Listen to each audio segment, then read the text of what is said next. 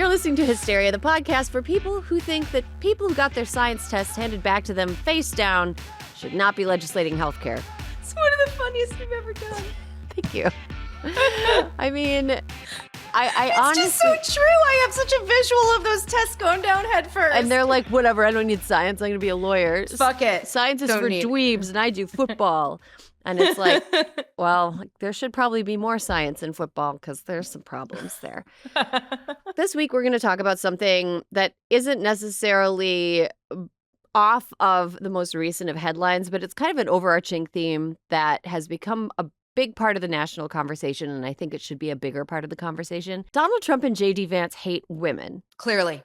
Hate women. Not even hiding it a little. Or if they don't really hate women, and this is all a cynical ploy, what they're going for is the woman-hating vote.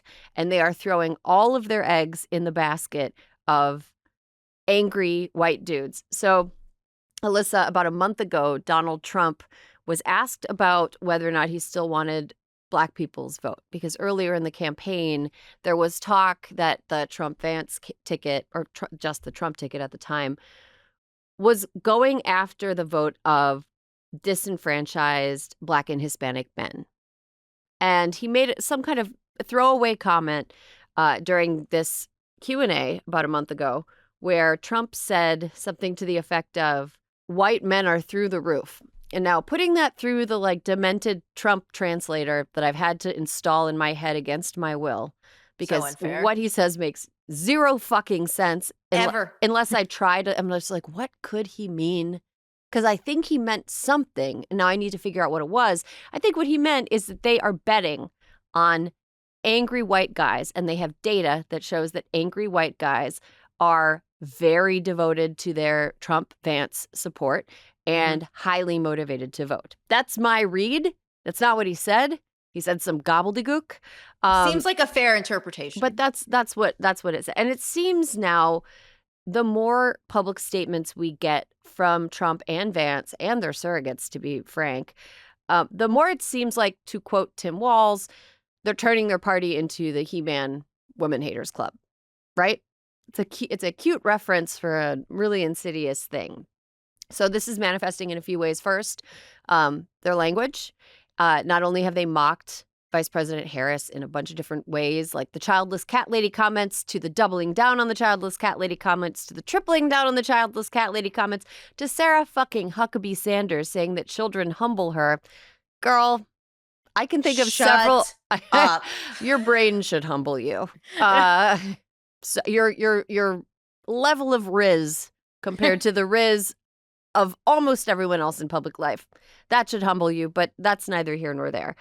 Sarah Huckabee Sanders said the other day that Kamala Harris didn't have children and thus that she doesn't have anything humbling her. And that's just fucking sexist and garbage. Like the only way that women are worth something is if they reproduce. It's ridiculous. And once again forced Doug Emhoff's ex-wife to come out and defend Kamala Harris as an excellent stepmother who was in fact kept humble by their kids.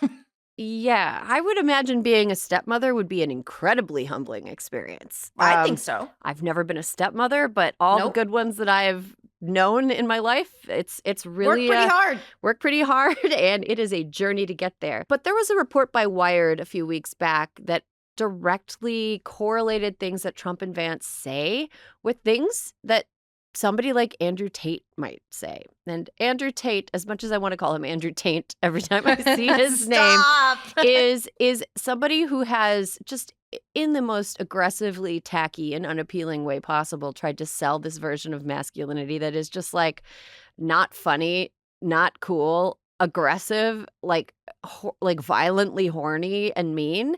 But a lot of young men buy into it. MAGA clearly wants the vote of those young men. The Republican ticket has also shown hatred towards women in the sort of flippant way that they talk about issues that primarily impact women, like childcare and IVF. Like when Donald Trump talks about IVF, it's so creepy. So creepy. Why are we talking about this? Why are you saying fertility? Why are you saying the word fertility? Can you describe what a fallopian tube does? Why are you describing. I doubt that either. Do we need to go out and just talk about his prostate all over the place? Yeah. Like, what the fuck? Are we like men? The female equivalent of talking about male health, the way that Donald Trump talks about female health, is if I were like, hey, boys, go get your buttholes fingered on the regular. Yeah. Like, I mean, that is what a prostate exam is, but like, should I be saying it like that? Is that going to be? Do we have to be saying it? Is that going to just creep guys out? Probably. I hope it does, because that is a creepy thing that I just said. But they also, when they talk about things like childcare that aren't just necessarily anatomically correlated, they just sound like somebody that has never had to think about it. And they don't really think that men should have to think about it. That's the subtext I'm getting from the way that especially they talk about. from J.D. Vance. Especially from J.D. Vance. Grandparents can help. Pitch in. You gotta just get people to pitch in. Okay, JD, have more kids, find free health childcare. JD, play it out. Play the tape forward for me, okay? So you want people to start having children younger, right? That's part of his whole pronatalist. Because no IVF. Yeah, his whole pronatalist creepy ass shit. Have children younger. Okay, cool. So when you have children younger, your parents and AKA the grandparents are also younger, right? Yes, they are. So they still have jobs. They're working full time. They're not retired yet. So how does that work? And what grandparent are you talking about, JD? Are you talking about grandpas? Or grandmas. I feel like he's just expecting grandmas to just constantly take care of people for their entire lives, and that is part of their purpose. And then Donald Trump gave an answer about childcare when he was asked a pretty simple question that made absolutely no sense. And it sounded, first of all, that he was addled and not all there. And secondly, that he just has never bothered to think about it in a real way, even though this is an issue that is clearly very important to a lot of people, people that have children and people that don't have children. Because frankly, my mom is flying out to California from the fucking middle of the country to help us out with our 2 kids this week. And we can't do that. I know, it's great. I can't wait to see her. Both kids are being monsters right now in their own respective ways. That's fine, though. Grandmas have patience when they're coming in on fresh legs. And that's another thing. Who is volunteering the labor of grandmothers? Let's just say, because that's what he's volunteering. It just assumes that that's what they want to do with the end of their lives, with their Right, he's taking their choice, too. Yeah, he's deciding that grandmas should also get to do this forever. They never get a rest. They don't get to have their own lives. What they're doing is taking care of their kids, and their kids leave the house. Their kids start having kids, and they're taking care of those other kids. And don't forget, they probably took care of their own parents as they aged. Probably. Sandwich generation is a real thing. And a lot of people, I would say between 30 and 50 right now, are coming up against that. You just never know when it's going to happen to you. So, thank you, JD, but no thanks, you fucking weirdo. Alyssa, do you think that the Vance-Trump ticket, because Vance, he has more brain cells than Donald Trump at this point, even though the brain cells are arranged on a very smooth surface. Is this a sound tactic, and is appealing to misogynists a smart move for the GOP? Well, it's really interesting because, I feel like the people who already support them are these people. So they're really only doubling down on their base, which is what, maybe 35%? That you don't win with 35%. 35% of the population in general, but of that percentage, how much of them are men and how much of them are women that are going to eventually be like, okay, you know what? Well, I hate immigrants too, but enough is enough. Do you know what I mean? Yes. And I think that he has this way that both of them do of making it sound to their supporters like they're only talking about Democrats who should be doing this, that all the choices their people make are kind of cool, but that it's the Democrats who should be abiding by these, do not as I do kind of thing. And I guess it's it works to, I think it probably works to fundraise. I think it works to get a lot of cheers at a rally from people who are already voting for you. So I guess if the only thing which by the way, we know to be sort of true, if what Donald Trump cares the most about is people cheering for him, this works for him. right? Like this was so interesting, Erin. He talked about how Kamala called to check in on him after they found a potential shooter outside of his golf club. And he actually said it in a kind of nice way, and the crowd booed him. And so he was actually saying it in kind of like this, look, they were being nice way. Like, I actually don't know the point of why he brought it up, but they were so rabid that they booed. Like, they were just like, boo. Mm-hmm. And so I think that he just has created this like virulent, rabid group of supporters who will listen to whatever he says, and he will say whatever it takes to make them happy. And so I think in terms of pleasing the base, this all works. I think in terms of attracting independents or moderates, it's repellent.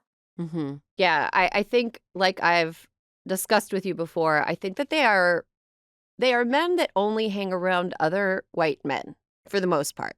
And so as a result, they think the world is comprised of mostly other white men, which is not a really winning strategy. I'm sure they have people doing internal polling, but they also, working for Donald Trump, are not going to be long for the world professionally if they don't tell him things that he wants to hear. So, well, and also he's got what? He's got Sarah Huckabee Sanders, Marjorie Taylor Greene, Laura Loomer, whatever the fuck her name is, who are his 3 female validators who are like, you're right. We agree with you. And he thinks that that's all he needs. He's like, see, I got 3 women with me. They're cool. Can I just say, Donald Trump really, Laura Loomer and Marla Maples are the 2 best mistress names I've ever heard. You think of him through the lens of a person who sort of thinks everything is entertainment and he's casting his life as he goes through it. He's not really like choosing people who are good at the actual like meat and potatoes of the job. He is casting it as though he's like sitting on a, whatever, like you're hired, whatever.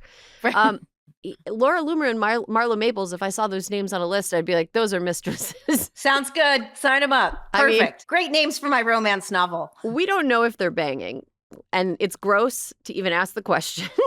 But listen, if you're not, stop touching the small of a woman's back. It's such weird behavior. Sorry. You're giving us fodder, Donald. I wonder what Ivanka thinks of her potential new stepmom, her 31-year-old. There is no way she can support this.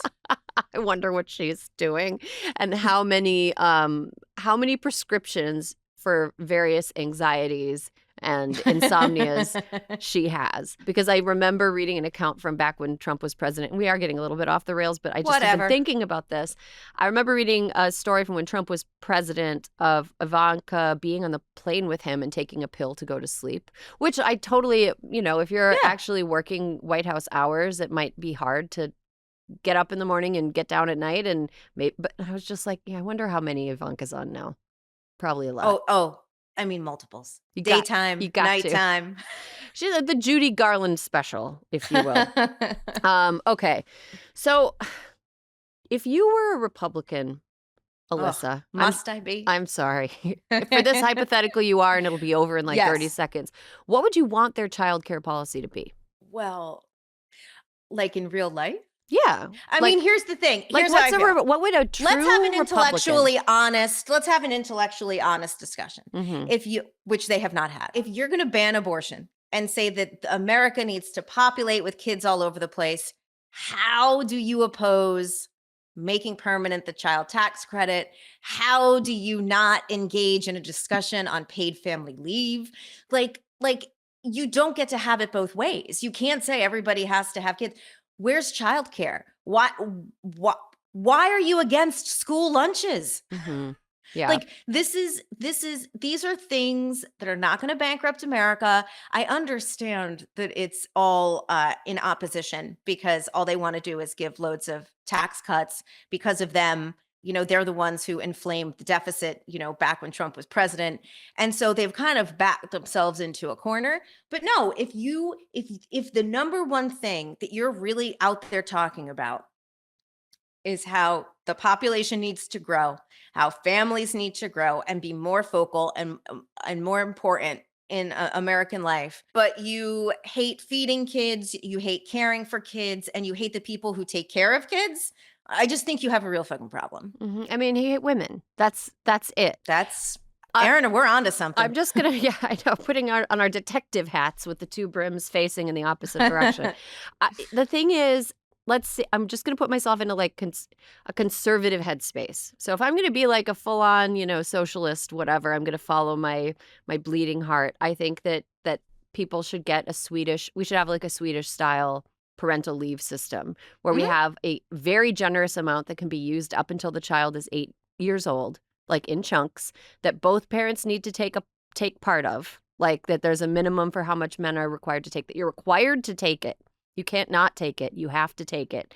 And that preschool is free, like it is in free and guaranteed, like it is in Germany. Childcare providers are highly trained and fairly paid instead of now, which is it's an egregious situation. I think the Republican counter to that, if you want to say it's too expensive, is to say that people who are paying to send their kids to childcare just get to write it off their taxes, just the full amount, just write it off your taxes. That seems like pretty simple. And if you're somebody, and that I think that would benefit some middle and higher income people more than it would lower income people. So we would obviously need a program to help lower income people as well. We could say, childcare centers that accept a certain number of kids that are below a certain income level get to write the entire difference off of their taxes. You know what I mean? Like, make it tax write-offs. They love fucking tax write-offs. I don't know why there isn't a version of that. But you know what? Maybe I'm giving them ideas. If you heard this, JD Vance, just remember I was a childless cat lady for like 38 years. So can I be trusted? Am I a good political mind? Do I have good ideas? I don't know. My brain is addled by toxoplasmosis, probably. Okay. Another thing I want to talk about when it comes to Vance, who I think we should call AI Vance because he seems like he's generated by a computer program. 100%. So inhuman. Yeah, and then when he's joking and nobody laughs, he's like, I was joking. Anyway, how do you feel about Vance admitting to CNN's Dana Bash that he just made up the Haiti cat eating story to get attention? Erin, here's the problem. No one cares. Like, he said it on CNN. The people who are voting for him are not listening to CNN. I think that what is so deranged about him lying about this was that it goes so far back. Like, the problem is they have made this all about, like, somehow in the past year, 12,000 Haitian immigrants moved to Springfield, Ohio and started eating cats and dogs, equal opportunity. But it's so much more complicated than that. And he's the senator from the state. It's like this is the story of a town that was completely destroyed by jobs being sent overseas. A company comes in, they hire, they have all these jobs, not enough people in the town. Haitian immigrants not only come, work, are great employees, help the town become vibrant again. And he doubles down on this racist bullshit that is the schools are in lockdown. The classes are being canceled. There are bomb threats in hospitals. And after all of that, he goes on CNN and he's like, yeah, I was making a point. And I think that it is criminal. It's criminal. People can be hurt. The Proud Boys were marching through Springfield. The poor mayor is on television being like, because Donald Trump's like threatening to go. He's like, the people want to hear from me. And he has created such a maelstrom of hate for a peaceful community of people who are doing nothing but trying to help improve the community of Springfield. And he's just like, yeah. So how can he be vice president, Erin? How can someone who will willfully exploit an entire group of people, bringing violence upon them and hatred and trying to get a town to like run them out of town, a community of people in town to run them out of town? And he's just like, yeah, Dana, like, listen. And then he like talked over her about a bunch of other shit.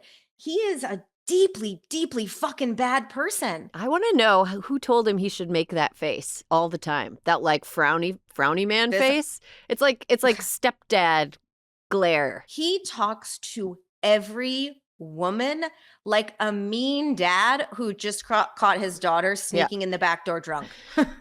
Now, Annabelle. Listen, Dana. Stop purposefully mispronouncing people's name. Yeah. Like, it's so trite and childish. And I really, like, I thought Trump was bad. JD Vance is worse in a lot of ways. It just makes you sound broken-brained. It makes you sound like your brain is not working properly.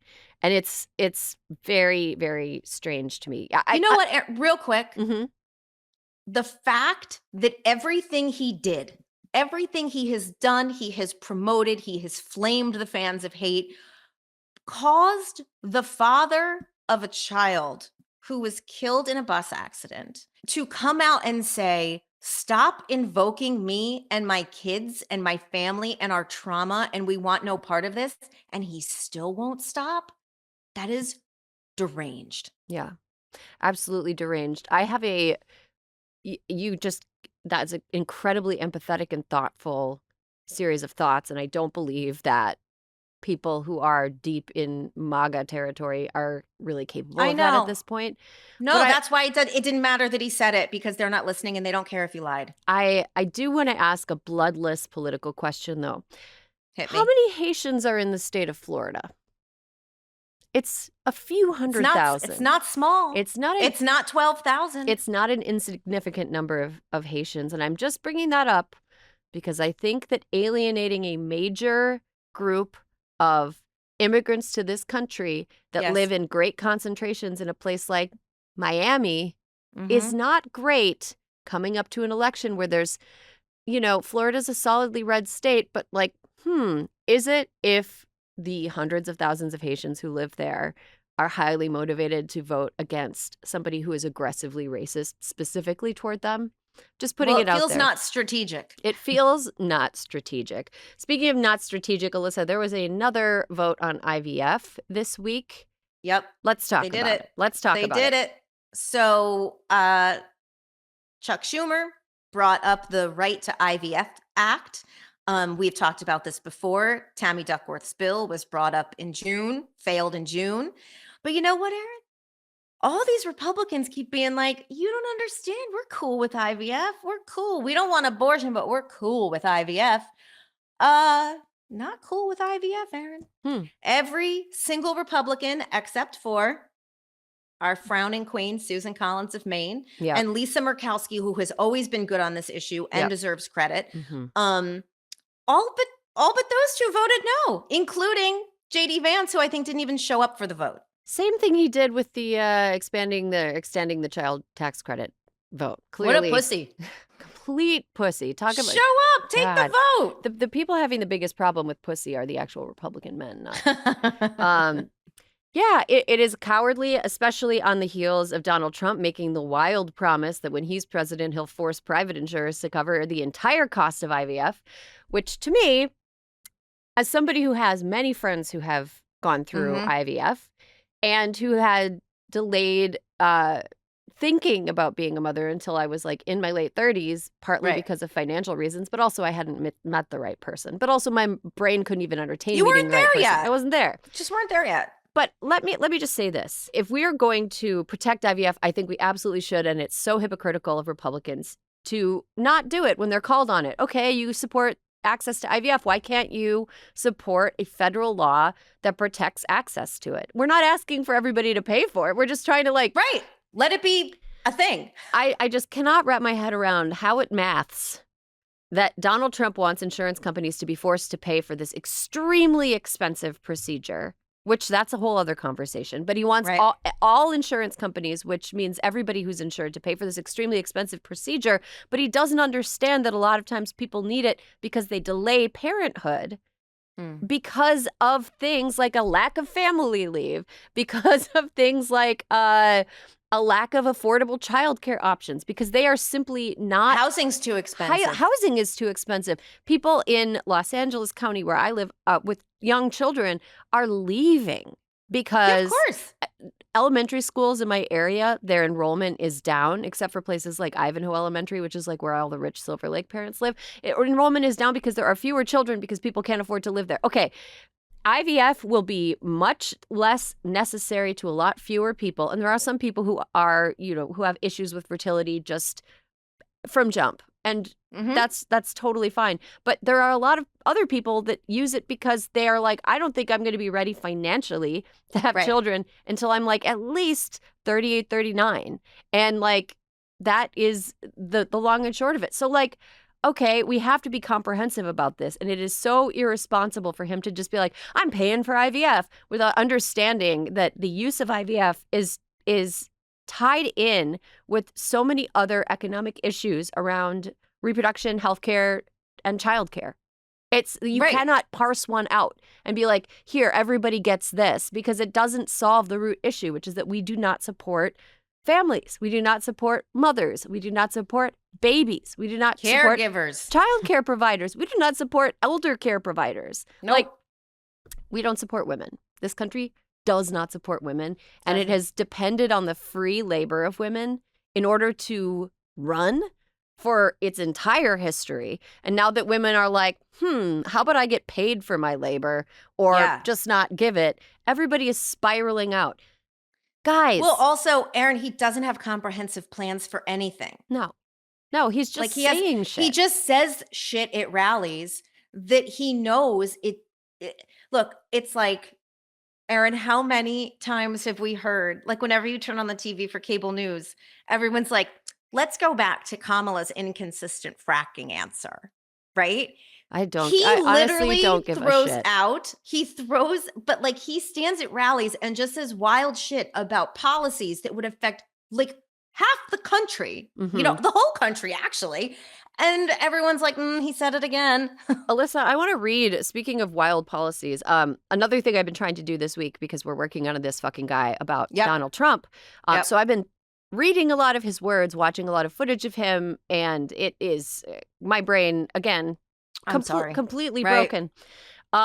But I have noticed that he holds grudges forever, and like in his like adult way, he's just kind of throwing them all into like a word goulash because it's not a salad anymore. It's like goopy and it sticks together. I'm going to read an answer that he gave during a town hall in Michigan when he was asked by an attendee about how to save auto manufacturing jobs. Just a reminder, I want you to put this in your noggin and keep it there while I'm reading this answer. It is about saving auto manufacturing jobs. Okay. Trump. I don't think I've ever said this before. So we do these rallies. They're massive rallies. Everybody loves everybody stays to the end. By the way, when she said that, well, your rallies people leave. Honestly, nobody does. And if I saw them leaving, I'd say, the ladies and gentlemen make America great again, and I'll get the hell out, okay? Because I don't want people leaving. But I do have to say, so I give these long, sometimes very complex sentences and paragraphs, but they all come together. I do it a lot. I do it with Raising Cain, that story. I do it with this, I do it with the story on the catapults, on the aircraft carriers. I do it with a lot of different stories. When I mentioned Dr. Hannibal Lecter, I'm using that as an example of people that are coming in from Silence of the Lambs. I use it. They say it's terrible. So they say, so I'll give this long, complex area, for instance, that I talked about a lot of different territory. For a town hall, there's a lot of people, but the fake news likes to say, oh, he was rambling. No, that's not rambling. That's genius. When you can connect the dots. Now, Sarah, if you couldn't connect the dots, if you couldn't connect the dots, you got a problem. But every dot was connected, and many stories were told in that little paragraph.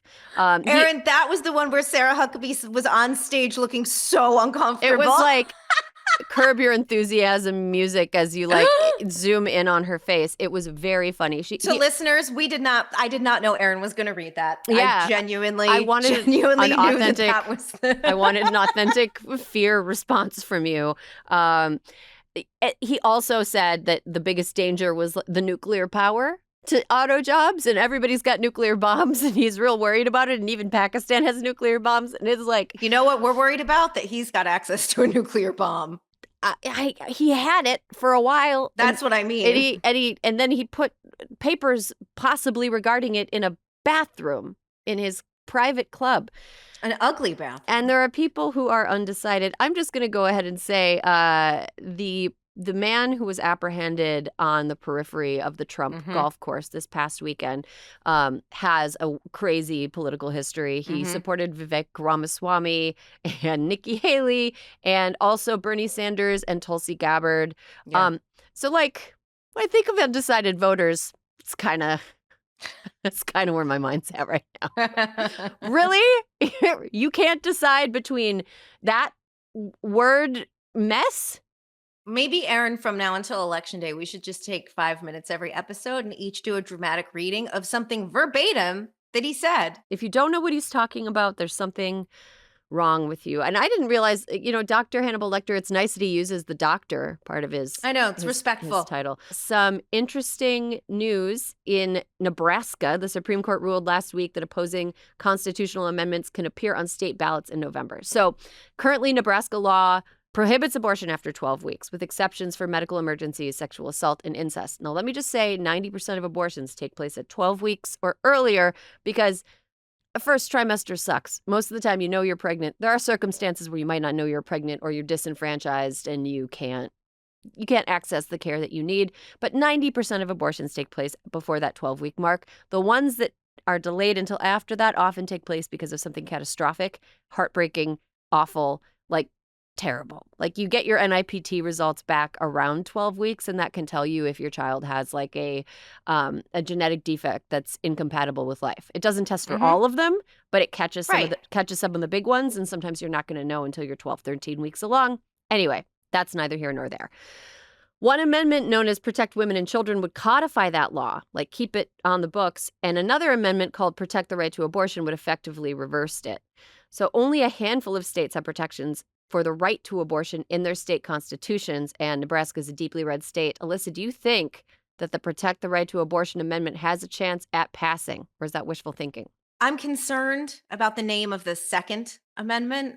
Like, it's very confusing. Protect women and children. If you're From what? Right. If you're a low information voter and you're going into the, like if you're just looking at the name of it, you're like, I guess, yeah, of course I want to protect women and children. Not if you're a He-Man woman hater. You might actually be like, you know what? I'm motivated by my hatred for women and children. So fuck them. Fuck them kids. Listen, I think that Republicans continue to underestimate. Kansas, Ohio, overwhelmingly people have voted to protect a woman's right to abortion. So I don't know, fingers crossed. I feel a little less hopeful about this because of the dueling amendments and because I do think that they were wrong to have let the Second Amendment, Protect Women and Children, be named Protect Women and Children. I actually do think it's confusing. It is confusing and it's inaccurate because pregnancy is more dangerous than being an on-duty police officer. If it were a job, it would be one of the top 5 most dangerous jobs in the U.S. It is, you're more likely to die when you're pregnant or in the first year after giving birth than you are if you are literally an on-duty cop. Nebraska is one of 10 states where constitutional amendments that would protect or expand abortion rights are set to appear on ballots in November. What do you think these amendments mean for the future of abortion in a post-Roe country? Look, what we've seen is that when there are amendments, thus far, they are passing overwhelmingly.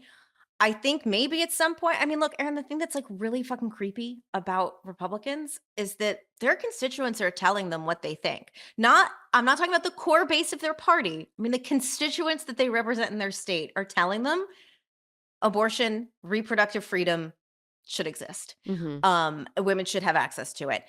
And then it passes. And then what do? Like in Ohio, Secretary of State's like, we actually think that some of the sentences in here are like not constitutional. So we're going to go line by line and try to strike them all. It's bullshit. But I do think at some point, ignoring the will of your constituents will have consequences. You know, like too many local leaders are running on a national platform that I think at some point is going to truly bite them in the ass. But Erin, this isn't the only issue we have our eyes on down the ballot in Nebraska. Democrats are also hoping to flip the congressional seat in Nebraska's 2nd district. Incumbent Don Bacon, the Republican, and Tony Vargas, the Democrat, are in a tight race, and we know we can flip the seat. Ooh, let's saveamerica.com/2024. I think it's /2024 or /vote. Either way, you're going to get what you need. All right. Another couple things, this is another situation where conservative legislators put all the ingredients to make a cake in a bowl, stirred the ingredients around, put it in a cake pan, put it in the oven that was preheated to 350 degrees. After about 30 minutes, took it out and act shocked that it became a cake. Back in May, Louisiana Governor Jeff Landry signed a bill into law making abortion pills, mifepristone and misoprostol, controlled substances. The law will go into effect on October 1st. And this is what I mean about people getting their science tests handed back to them face down. Mm-hmm. Because both of these drugs are important drugs in the treatment of things besides post-miscarriage care and abortion care. Like, even if you want to be like, fuck them women, abortions, we don't even take care of miscarriages.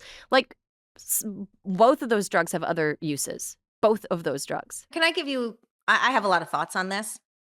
One, for the misoprostol, which I know doctors use, especially if a woman is hemorrhaging, right? And so now it's a controlled substance akin to Valium or Xanax. If a woman is bleeding out, normally misoprostol would be in the crash cart. Now it is in a locked room, potentially very far away. Do you know that doctors in Louisiana right now are doing time trials to see how far and how long it will take them to write the prescription, run to where it's kept, and get back to the rooms where they would be using it? That's fucking deranged, number one. Number two, even though they're classifying it as Xanax and Valium, here's something. Erin, I take Xanax. I don't take it every day. I take it when I need it. My doctor says, Alyssa, here's X number of pills. I pick up my prescription. I don't have to have a nervous breakdown, wait for it to get really bad, and then call my doctor and try to get a pill and run to CVS and get it before I'm a messy puddle on the bathroom floor. So it doesn't even work like the controlled substances they're talking about. No, and when's the last time you crushed up a mifepristone and snorted a couple lines of it? Like, nope. Me and my girls in the bathroom, we're having abort summer. We're going into the bathroom. We're doing key bumps of misoprostol. It's like, no, it's not. It doesn't get you high. Nobody's breaking into pharmacies to raid the misoprostol supply yet. They might. Oh, now they should. Exactly. But it also means that in order to access the drugs, you need to have a prescription from a medical professional based in Louisiana, which totally bans abortion.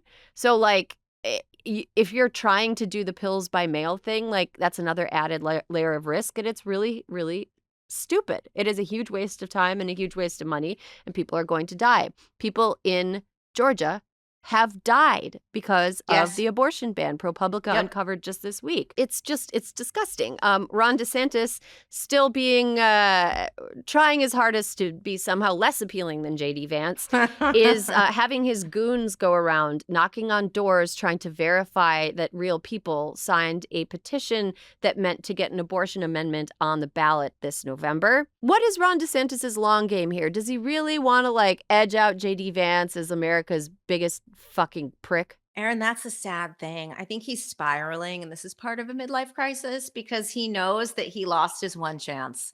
He's nothing but sanctimonious now to Republicans, and God knows Democrats don't want him. Yeah. You can't click those high heels together and bring back the political career that you thought you had. Nope. But some good news. Let's end on a good note. Some men in red states have come out loud in support of abortion rights, which would give us some hope in places like Florida and Louisiana. I got to admit that it is a little frustrating for me to read story after story that's like, man, I was really against abortion, and then my wife needed one or she would die. And I was like, wait a minute. Are other women also people? What? And then I realized that abortion wasn't a frivolous procedure for loose women. It's just, okay, glad to have you. Welcome in. But I'm giving you a little bit of side eye because it shouldn't take somebody in your immediate family suffering a medical emergency for you to see other people as human beings. Because fundamentally it means you lacked empathy. But I'm glad. Welcome to Team Empathy now. We're here. We're not judging. We're not judging. Show me when you get your 1-year chip, and I will gladly applaud you. And I really appreciate them being outspoken. It's never too late to sometimes to do the right thing. Yeah, it's almost too late to do the right thing. Well, it's before Election Day, so we're like, okay. That's true. Okay, so good job, tepidly, red state men. Don't take your foot off the gas because we are going to be watching.